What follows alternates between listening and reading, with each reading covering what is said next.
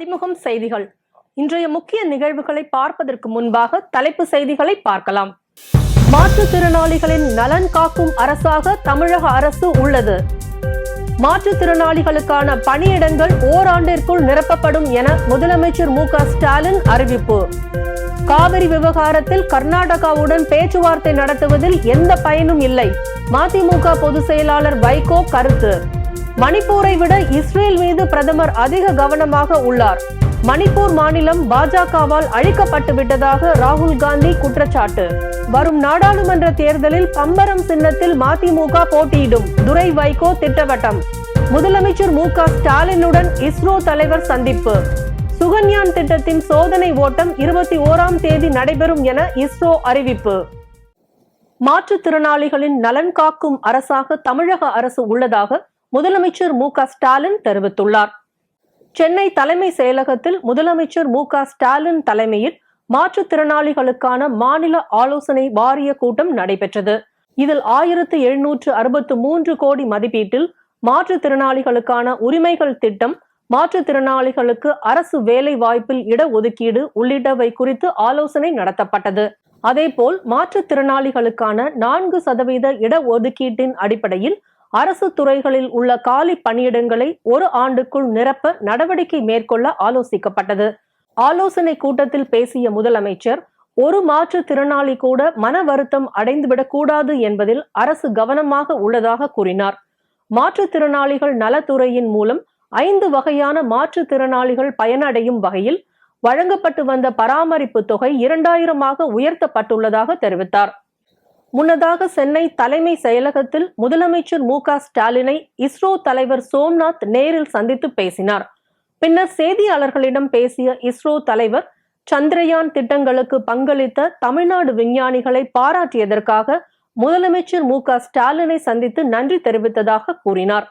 இஸ்ரோ திட்டங்களுக்கு முழு ஒத்துழைப்பு வழங்குவதாக முதல்வர் உறுதி அளித்துள்ளதாகவும் அவர் தெரிவித்தார்.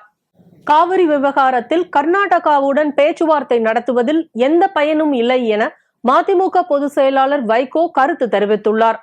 திருநெல்வேலியில் மாலை முரசு நிறுவனர் ராமச்சந்திர ஆதித்தனாரின் நினைவு தினத்தை முன்னிட்டு அவரது உருவப்படத்திற்கு மதிமுக பொதுச் செயலாளர் வைகோ மரியாதை செலுத்தினார். தொடர்ந்து அவர் செய்தியாளர்களிடம் பேசிய போது, இந்தியா பாகிஸ்தான் கிரிக்கெட் போட்டியின் போது மதம் சார்ந்த முழக்கம் எழுப்பப்பட்டது தொடர்பான கேள்விக்கு பதிலளித்த அவர், விளையாட்டில் ஜாதி மதம் வரக்கூடாது என்றும் விளையாட்டில் ஜாதியும் மதமும் தலையிடக்கூடாது என்றும் தெரிவித்தார். மேலும் உலக யுத்தத்தின் போதே பல்வேறு விளையாட்டு போட்டிகள் நடைபெற்றுள்ளதையும் அவர் சுட்டிக்காட்டினார். விளையாட்டுல ஜாதி மதம் வரக்கூடாது, அதான் என்னுடைய கருத்து.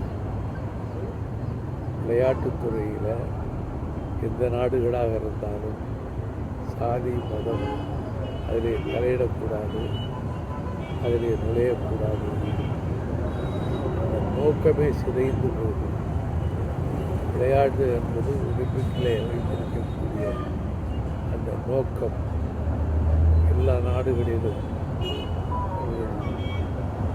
போட்டிகள் நடக்கிற போது, உலக யுத்தத்தின் போதே போட்டிகள் நடந்தன. உலக யுத்தத்தின் போது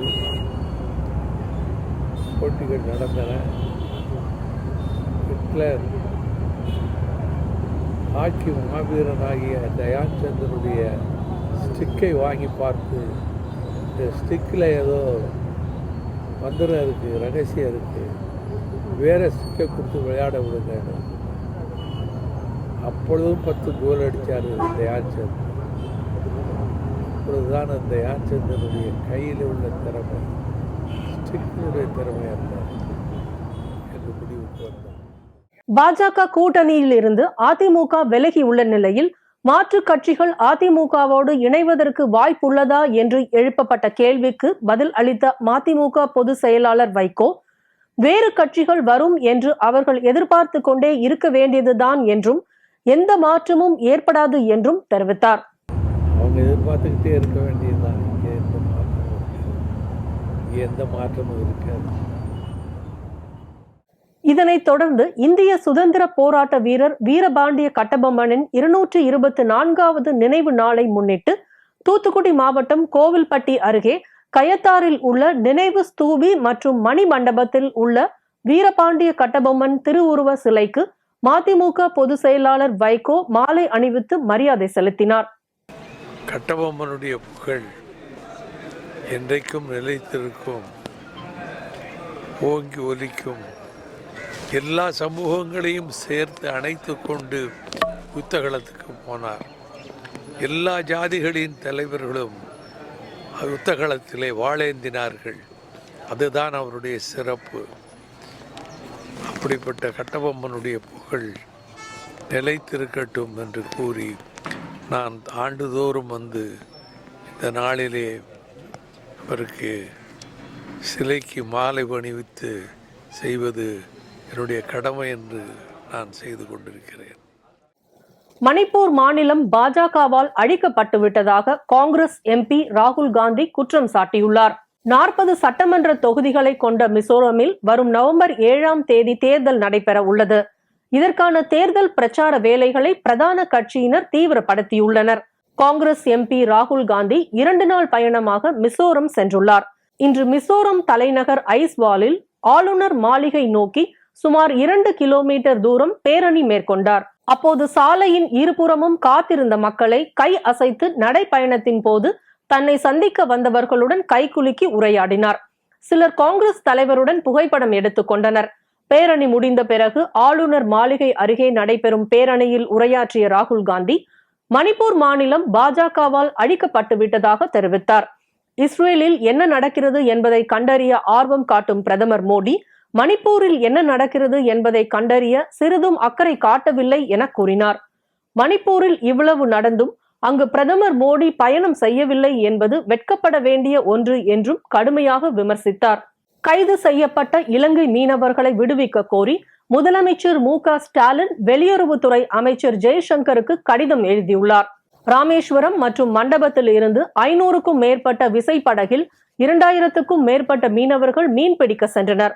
கச்சத்தீவு மற்றும் நெடுந்தீவு அருகே மீன் பிடித்துக் கொண்டிருந்த போது அங்கு ரோந்து வந்த இலங்கை கடற்படையினர் மீனவர்கள் மற்றும் அவர்கள் வைத்திருந்த 5 படகுகளை பறிமுதல் செய்ததோடு 27 மீனவர்களையும் கைது செய்தனர். இந்த நிலையில் இலங்கை கைதை எதிர்த்து மீனவர்களை விடுவிக்க வலியுறுத்தி ராமேஸ்வரம் மீனவர்கள் வேலை நிறுத்த போராட்டத்தில் ஈடுபட்டுள்ளனர்.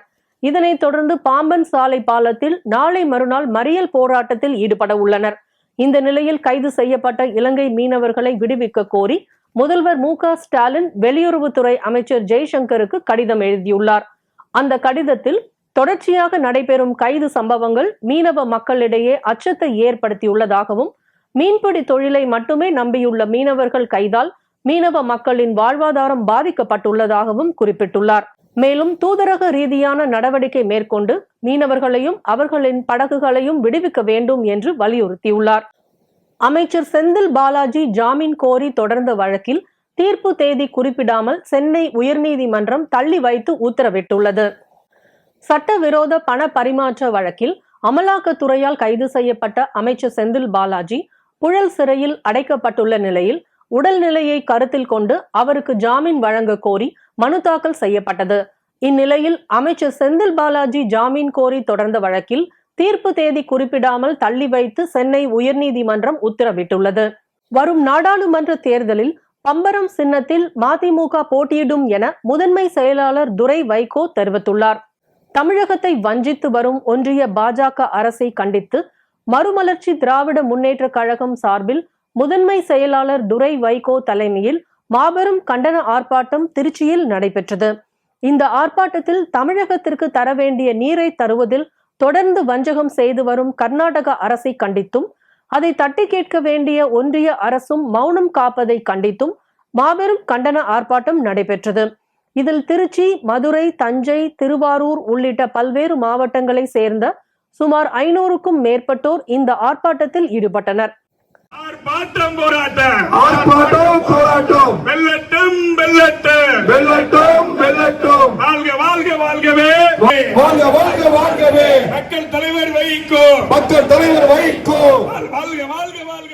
பின்னர் செய்தியாளர்களிடம் பேசிய துரை வைகோ காவிரி நீர் பங்கீட்டில் கர்நாடக அரசு உரிய நீரை வழங்காததால் தமிழகம் முழுவதும் சுமார் 3 லட்சம் ஏக்கர் குறுவை பயிர்கள் தண்ணீர் இல்லாமல் கருகி உள்ளதால் ஒன்றிய அரசு உரிய இழப்பீட்டை தமிழகத்திற்கு வழங்க வேண்டும் என வலியுறுத்தினார்.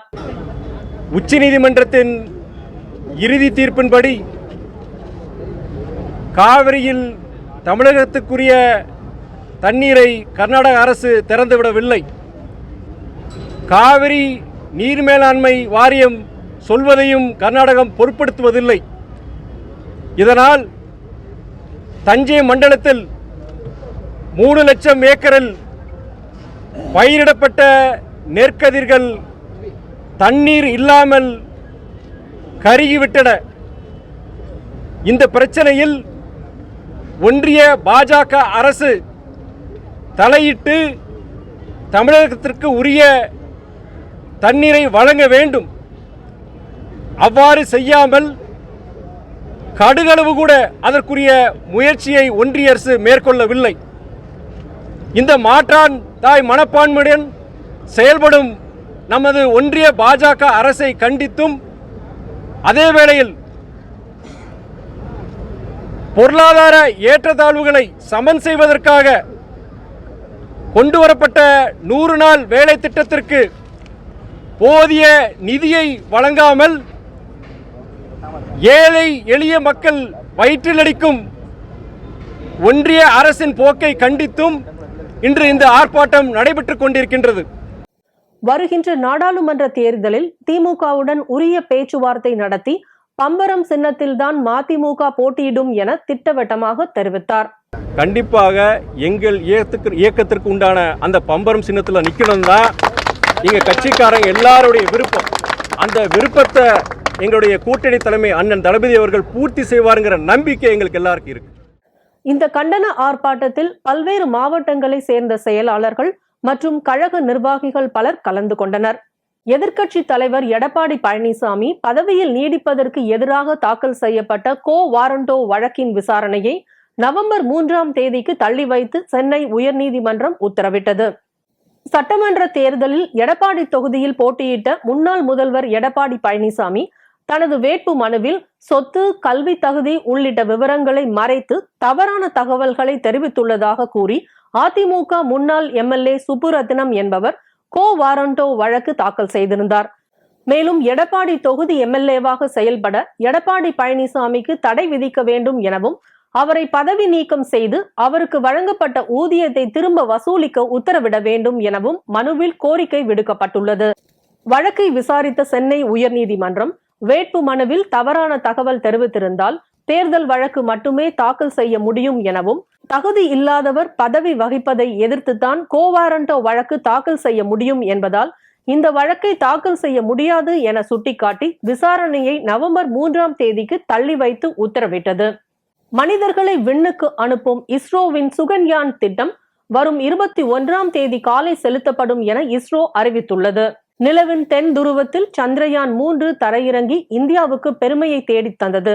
தனது ஆய்வு பணியை 14 நாட்களாக விக்ரம் லேண்டர் ரோவர் சிறப்பாக மேற்கொண்ட நிலையில் நிலவில் எடுத்த படங்களையும் இஸ்ரோ வெளியிட்டது. ரோவர் லேண்டர் மீண்டும் கண் விழிக்கும் என எதிர்பார்க்கப்பட்டது. ஆனால் இதுவரை மீண்டும் ரோவர் லேண்டர் கண் விழிக்கவில்லை. இது குறித்து பேசிய இஸ்ரோ தலைவர் சோம்நாத், விக்ரம் லேண்டர் நிலவில் மகிழ்ச்சியாக உறங்கிக் கொண்டிருப்பதாகவும் அது விழிப்பதற்காக காத்திருப்பதாகவும் தெரிவித்தார். இந்நிலையில் மனிதர்களை விண்ணுக்கு அனுப்பும் சுகன்யான் திட்டத்தின் சோதனை ஓட்டம் அக்டோபர் 21ஆம் தேதி நடைபெறும் என இஸ்ரோ அறிவித்துள்ளது. ஸ்ரீஹரிகோட்டாவிலிருந்து 21ஆம் தேதி காலை 7 முதல் 9 மணி வரை சோதனை ஓட்டம் நடைபெறும் என்றும் இஸ்ரோ அறிவித்துள்ளது. மனிதர்களை விண்கலத்தில் பூமியின் சுற்றுவட்ட பாதையில் 400 கிலோமீட்டர் கொண்டு செல்லும் வகையில் திட்டமிடப்பட்டுள்ளது. வெளிநாட்டில் வேலைக்கு செல்லும் செவிலியர்கள் பணி முடிந்து மீண்டும் தாயகம் திரும்பும் வரை தமிழ்நாடு அரசு அவர்களுக்கு உறுதுணையாக இருக்கும் என அமைச்சர் உதயநிதி ஸ்டாலின் தெரிவித்துள்ளார். அயல்நாட்டு வேலை வாய்ப்பு நிறுவனம் மற்றும் தாதியர் குழுமம் இணைந்து நடத்தும் செவிலியர்களுக்கான வெளிநாட்டு வேலை வாய்ப்பு பற்றிய விழிப்புணர்வு நிகழ்ச்சி சென்னை கோட்டூர்புரம் அண்ணா நூற்றாண்டு நூலகத்தில் நடைபெற்றது. இதில் அமைச்சர்கள் மா சுப்பிரமணியன் மற்றும் செஞ்சி மஸ்தான், நாடாளுமன்ற உறுப்பினர் தமிழச்சி தங்கபாண்டியன் உள்ளிட்டோர் கலந்து கொண்டனர். நிகழ்ச்சியில் இளைஞர் நலன் மற்றும் விளையாட்டு மேம்பாட்டுத்துறை அமைச்சர் உதயநிதி ஸ்டாலின் சவுதி அரேபியாவில் பணி நியமனம் பெற்ற செவிலியர்களுக்கு பயணச்சீட்டு மற்றும் ஆவணங்களை வழங்கினார். பின்னர் பேசிய உதயநிதி ஸ்டாலின், ஒவ்வொரு நாட்டுக்கேற்ப பயிற்சியை அளித்து வெளிநாடுகளுக்கு அனுப்பி வைக்க தமிழ்நாடு அரசின் சார்பில் இந்த விழிப்புணர்வு நிகழ்ச்சி ஏற்பாடு செய்யப்பட்டுள்ளதாக தெரிவித்தார். மழைக்காலங்களில் பள்ளிக்கு விடுமுறை அளிப்பது குறித்து அந்தந்த மாவட்ட ஆட்சியர்களே முடிவெடுக்கலாம் என அமைச்சர் அன்பில் மகேஷ் தெரிவித்துள்ளார். தமிழகத்தில் பல மாவட்டங்களில் பரவலாக மழை பெய்து வருகிறது. இந்த நிலையில் இன்று காலை திண்டுக்கல் மற்றும் கரூர் மாவட்டத்தில் தொடர்ச்சியாக மழை பெய்து வந்ததால் இந்த 2 மாவட்டங்களுக்கும் பள்ளி கல்லூரிகளுக்கு விடுமுறை அளித்து அந்தந்த மாவட்ட ஆட்சியர்கள் உத்தரவிட்டிருந்தனர். இதனைத் தொடர்ந்து சிவகங்கை மாவட்டத்தில் சில பகுதிகளில் மழை பெய்து வருவதால் பள்ளி அமைந்துள்ள பகுதிகளின் சூழ்நிலையை பொறுத்து விடுமுறை அளிப்பது குறித்து அந்தந்த கல்வி நிறுவனங்களே முடிவு செய்யலாம் என மாவட்ட முதன்மை கல்வி அலுவலர் அறிவித்திருந்தார். இந்த நிலையில் அமைச்சர் அன்பில் மகேஷ் செய்தியாளர்களுக்கு அளித்த பேட்டியில், மழை பெய்து வரும் நிலையில் அந்தந்த சூழலை பொறுத்து பள்ளிக்கு விடுமுறை அளிப்பது குறித்து அந்தந்த மாவட்ட ஆட்சியர்களை முடிவெடுக்கலாம் என தெரிவித்துள்ளார். மேலும் மழைக்காலங்களில் என்னென்ன நடவடிக்கை எடுக்க வேண்டும் என்பது குறித்து பள்ளிகளுக்கு ஏற்கனவே அறிவுறுத்தப்பட்டுள்ளது என தெரிவித்துள்ளார். காவிரி ஆற்றில் நீர்வரத்து வினாடிக்கு 6600 கன அடியாக குறைந்துள்ளதால் ஒகேனக்கல் பரிசல்கள் இயக்க மாவட்ட நிர்வாகம் அனுமதி அளித்துள்ளது. காவிரி ஆற்றில் நீர்வரத்து அதிகரிப்பால் சுற்றுலா பயணிகளின் நலன் கருதி ஒகேனக்கலில் பரிசல்கள் இயக்க கடந்த 4 நாட்களாக தடை விதித்திருந்தது. இந்த நிலையில் நீர்பிடிப்பு வனப்பகுதிகளில் மழை குறைந்துள்ளதால் ஒகேனக்கலுக்கு நீர்வரத்து இன்று காலை நிலவரப்படி வினாடிக்கு 6500 கன அடியாக சரிந்துள்ளது. இதனால் ஒகேனக்கலில் பரிசல்கள் இயக்குவதற்கு தருமபுரி மாவட்ட நிர்வாகம் அனுமதி அளித்துள்ளது. அதேபோல் மேட்டூர் அணைக்கு வரும் நீரின் அளவு வினாடிக்கு 15433 கன அடியிலிருந்து வினாடிக்கு 13381 கன அடியாக சரிந்துள்ளது. மேலும் அணையிலிருந்து குடிநீர் தேவைக்காக வினாடிக்கு 500 கன அடி வீதம் தண்ணீர் திறக்கப்பட்டு வருகிறது. சென்னை உயர்நீதிமன்றத்தில் புதிதாக நியமிக்கப்பட்டுள்ள 2 கூடுதல் நீதிபதிகள் செந்தில்குமார், அருள்முருகன் பதவியேற்றனர். வழக்கறிஞர்கள் செந்தில்குமார், அருள்முருகன் ஆகியோரை உயர்நீதிமன்ற நீதிபதிகளாக நியமனம் செய்ய உச்சநீதிமன்ற கொலீஜியம் பரிந்துரை செய்தது. அதற்கு ஒன்றிய அரசு ஒப்புதல் அளித்தது. இதையடுத்து இருவரையும் கூடுதல் நீதிபதிகளாக நியமனம் செய்ய குடியரசுத் தலைவர் திரௌபதி முர்மு உத்தரவிட்டார். இந்நிலையில் சென்னை உயர்நீதிமன்றத்தில் புதிதாக நியமிக்கப்பட்டுள்ள 2 கூடுதல் நீதிபதிகள் பதவியேற்றனர். சமாதான திட்டத்தை நிறைவேற்றிய முதலமைச்சருக்கு பாராட்டு விழா நடத்த உள்ளதாக வணிகர் சங்க பேரமைப்பின் தலைவர் விக்ரமராஜா தெரிவித்துள்ளார். சென்னை தலைமை செயலகத்தில் வணிகர்களின் வரி நிலுவையை எளிய முறையில் வசூலிக்கும் சமாதான திட்டத்தை முதலமைச்சர் மு.க. ஸ்டாலின் தொடங்கி வைத்தார். இது தொடர்பாக பேசிய தமிழ்நாடு வணிகர் சங்க பேரமைப்பின் தலைவர் விக்ரமராஜா, இந்த திட்டத்தின் மூலம் 2 லட்சம் வணிகர்கள் பயன்பெற உள்ளதாக முதலமைச்சருக்கு நன்றி தெரிவித்தார். மாண்புமிகு தமிழக முதலமைச்சர் அவர்கள் இன்று 16ஆம் தேதி அது சட்டமன்றத்தில் அறிவித்த அன்றே தமிழகம் முழுவதும் தலைநகரத்திலே தமிழ்நாடு வணிகர்களுடைய பேரமைப்பினுடைய நிர்வாகிகள் பட்டாசுகள் வெடிக்கப்பட்டு இனிப்புகள் வழங்கி கொண்டாடினோம். அதற்கு காரணம் நவம்பர் 12 எல்லோருக்கும் தீபாவளி, ஆனால் இன்று எங்களுக்கு தீபாவளி. வணிகர்களுக்கு முழுமையான தீபாவளி தந்திருக்கிறார்கள். குறிப்பாக சொல்வதை செய்வோம் என்ற அடிப்படையில் முதலமைச்சர் அவர்கள் சொன்னதோடு மட்டுவிடாமல் இன்று 10 வியாபாரிகளை வரவழைத்து அவர் கையாலே வழக்குகள் நிலுவைத் தொகை முழுமையாக தள்ளுபடி என்ற சான்றிதழை வழங்கியிருக்கிறார்கள். இது ஒரு வரலாற்று சிறப்புமிக்க ஒரு சிறப்பு அம்சமாக அமைந்திருக்கிறது. இதற்காக தமிழகம் முழுவதும் தமிழ்நாடு வணிகர்களுடைய பேரமைப்புடைய நிர்வாகிகள் மாண்புமிகு முதலமைச்சர் அவர்களுக்கு பாராட்டு விழா வைப்பதாக தெரிவித்திருக்கிறோம். பல்வேறு மாவட்டங்களில் நடைபெற்ற தகவல்களை களத்தில் மதிமுகம் பகுதியில் பார்க்கலாம்.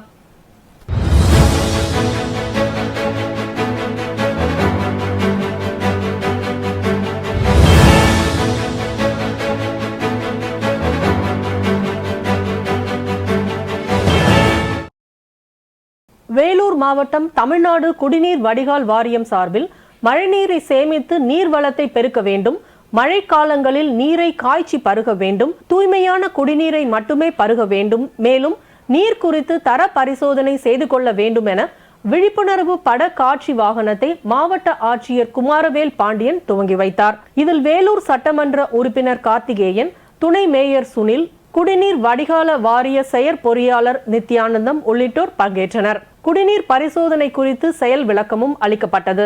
பின்னர் மாணவர்கள் பங்கேற்ற ஊர்வலத்தையும் ஆட்சியர் துவங்கி வைத்தார். திருப்பூர் மாவட்டம் கேத்தனூரிலிருந்து மானாசிபாளையம் செல்லும் சாலையில் ஏராளமான காற்றாலைகள் செயல்பட்டு வருகிறது. அதில் 6 ஆண்டுகளாக இயங்காமல் இருந்த காற்றாலை மீது திடீரென இடி இறங்கியதால் காற்றாலை முழுமையாக தீப்பற்றி எரிய தொடங்கியது. தகவல் அறிந்து சம்பவ இடத்திற்கு வந்த தீயணைப்பு வீரர்கள் தீயணை கட்டுக்குள் கொண்டு வரும் முயற்சியில் ஈடுபட்டு வருகின்றனர். இதுபோன்று ஏராளமான காற்றாலைகள் இப்பகுதியில் இயங்காமல் உள்ளதாகவும் விபத்துகளை தவிர்க்க உடனடியாக அவற்றை அப்புறப்படுத்த வேண்டும் எனவும் அப்பகுதி மக்கள் கோரிக்கை விடுத்துள்ளனர். திண்டுக்கல் மாவட்டம் கொடைக்கானல் வருவாய் கோட்டாட்சியர் அலுவலகத்தில் விவசாயிகள் குறைதீர் கூட்டம் நடைபெற்றது. இந்த கூட்டத்திற்கு வருவாய் கோட்டாட்சியர் ராஜா தலைமை வகித்தார். விவசாயிகள் தங்கள் பகுதிகளில் நிலவும் பிரச்சனைகள் குறித்து எடுத்துரைத்தனர். தொடர்ந்து சமீப காலமாக விவசாய நிலங்களுக்குள் யானைகள், காட்டுப்பன்றிகள் புகுந்து பணப்பயிர்களை அழித்து வருவதாகவும் இதனை தடுக்க வனத்துறையினரும் நடவடிக்கை எடுப்பதில்லை எனவும் குற்றச்சாட்டை முன்வைத்து வாக்குவாதத்தில் ஈடுபட்டனர். மேலும் சமீப காலமாக பேரிக்காய், பிளம்ஸ் விளைச்சல் கடுமையாக பாதிப்படைந்துள்ளதையும் இவ்வகை விவசாயத்தில் நோய் தாக்குதல் அதிகரித்துள்ளதையும் இதனை ஆய்வு செய்து விளைச்சல்களை கூட்டுவதற்கு வேளாண் துறை நடவடிக்கை எடுக்க வேண்டும் எனவும் கேட்டுக்கொண்டனர். கோவை காலப்பட்டி பகுதியில் உள்ள டாக்டர் NGP கல்லூரியில் பெரியசாமி தூரான் 115வது ஆண்டு விழா மற்றும் 2 நாட்கள் நடைபெற உள்ள கருத்தரங்கத்தின் தொடக்க விழா நடைபெற்றது.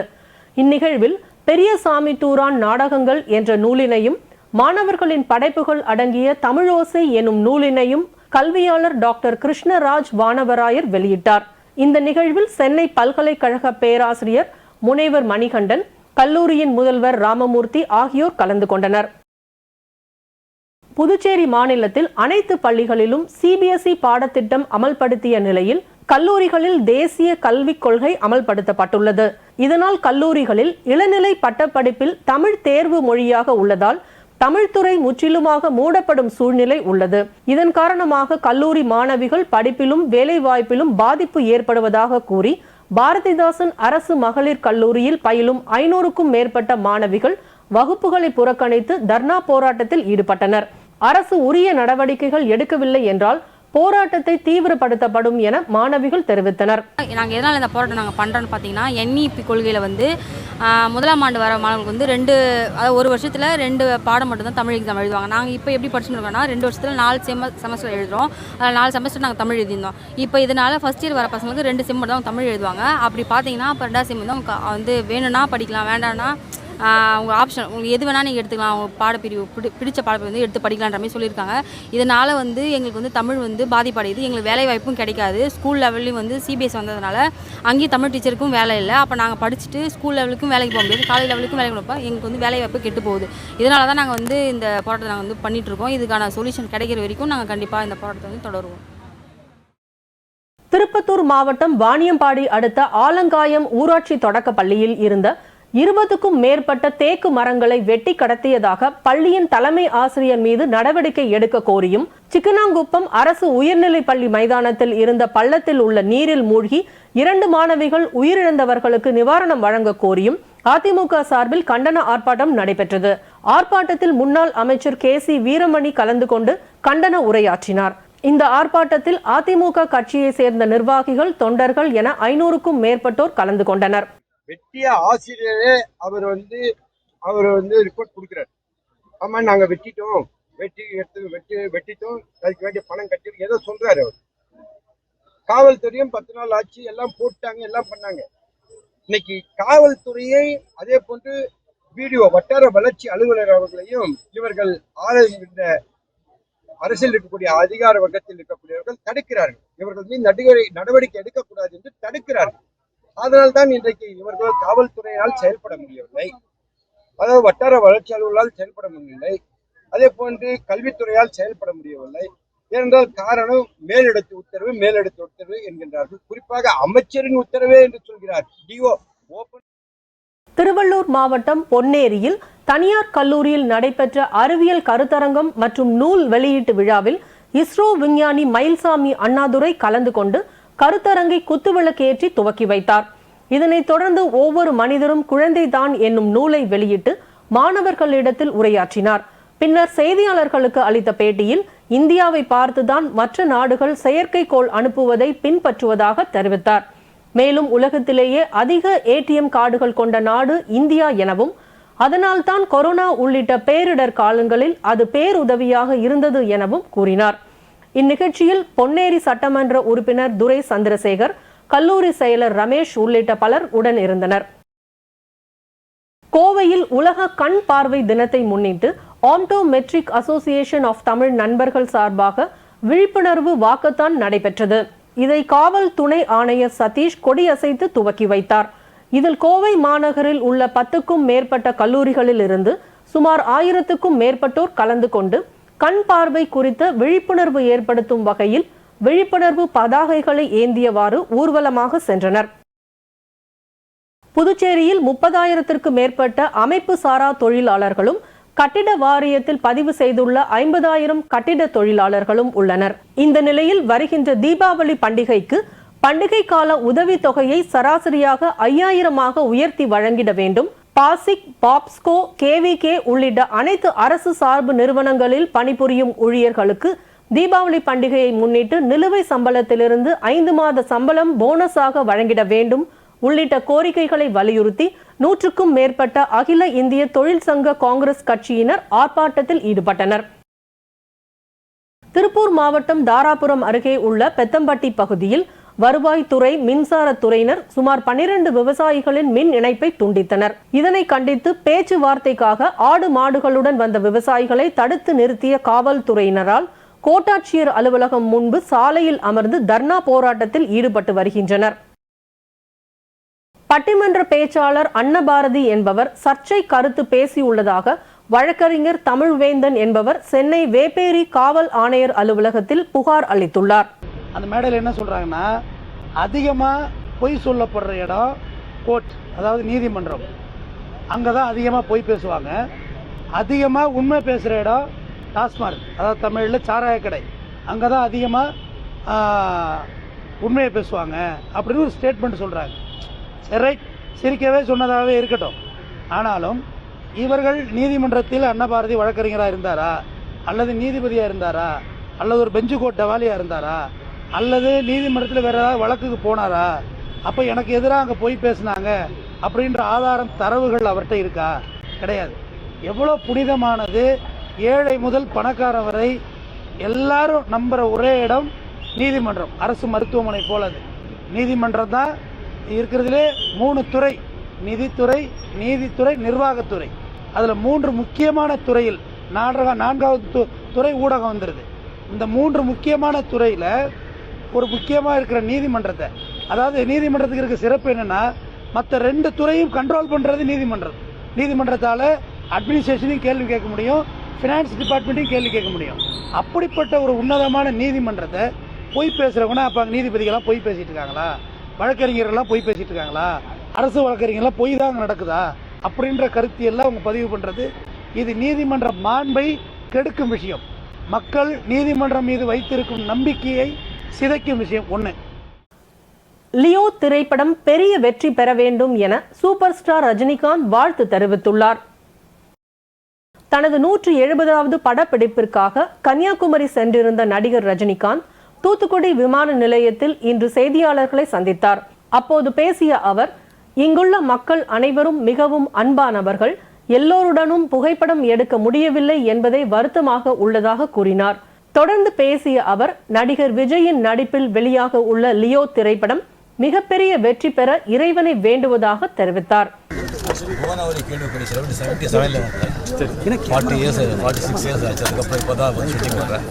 ரொம்ப அன்பான மக்கள், அவங்களெல்லாம் பார்க்கறது ரொம்ப மகிழ்ச்சியாக இருந்தது.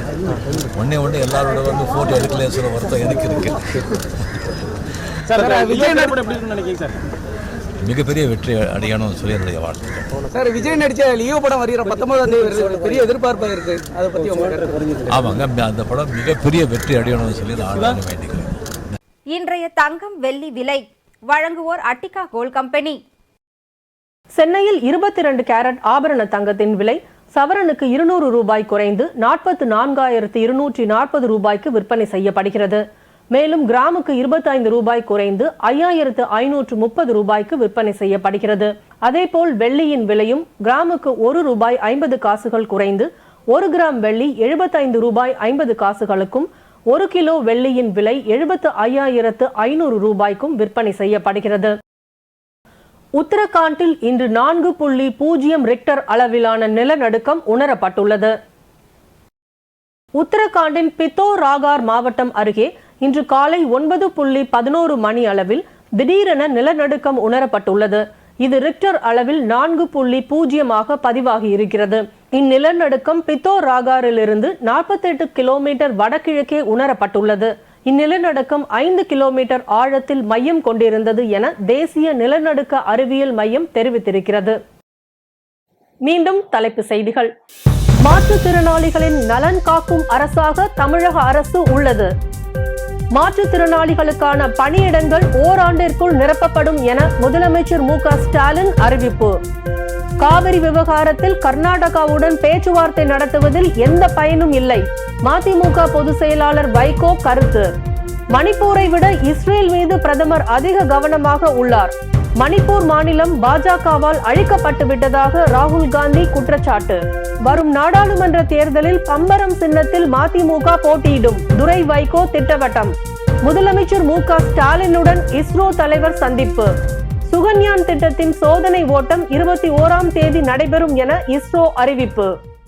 இத்துடன் செய்திகள் நிறைவடைந்தன. மீண்டும் செய்திகள் காலை 8 மணிக்கு. மேலும் செய்திகளை தெரிந்து கொள்ள மதிமுகம் பிரைம் யூடியூப் தளத்தில் இணைந்திருங்கள்.